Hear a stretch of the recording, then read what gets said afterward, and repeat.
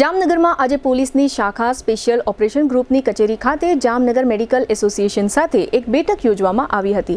આ બેઠકનો મુખ્ય ઉદ્દેશ નશાકારક દવાઓના ગેરકાયદે વેચાણને રોકવાનો હતો। સ્પેશિયલ ઓપરેશન ગ્રુપ દ્વારા આયોજિત આ બેઠકમાં પીઆઈ બીએન ચૌધરી અને પીએસઆઈ એસપી ગોહિલ સહિતના સ્ટાફ સભ્યો હાજર રહ્યા હતા। મેડિકલ એસોસિએશનના આગેવાનો સાથે નશાકારક દવાઓનું વેચાણ ડોક્ટરના પ્રિસ્ક્રિપ્શન વગર ન થાય તે સુનિશ્ચિત કરવા પર ભાર મૂકવામાં આવ્યો હતો।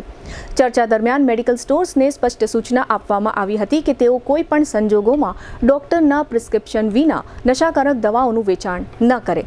આ પગલાંનો હેતુ જાહેર જનતાને નશાના દૂષણથી બચાવવાનો છે। કોણ કહે છે સોના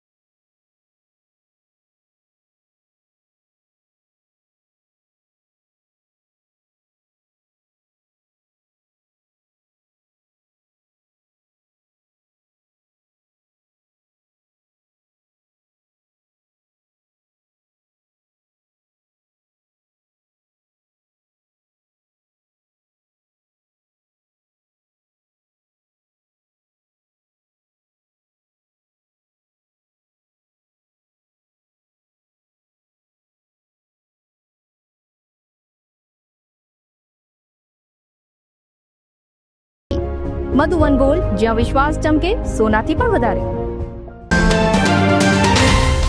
અત્રે નોંધનીય છે કે કફ સિરપ સહિતના કેટલાક સિરપ અને પ્રવાહી દવાઓ અમુક પ્રમાણમાં આલ્કોહોલ ધરાવતી હોવાને કારણે નશો કરવાની ટેવ ધરાવતા શખ્સો દ્વારા નશો કરવા માટે મેડિકલ સ્ટોરમાંથી પણ આ પ્રકારની દવાઓ મેળવવામાં આવતી હોય છે। ગુજરાતના ઘણા બધા શહેરોમાં આ પ્રકારના કેસ રેકર્ડ પર પણ આવી રહ્યા છે, જે અનુસંધાને જામનગરમાં આ બેઠક યોજવામાં આવી હતી।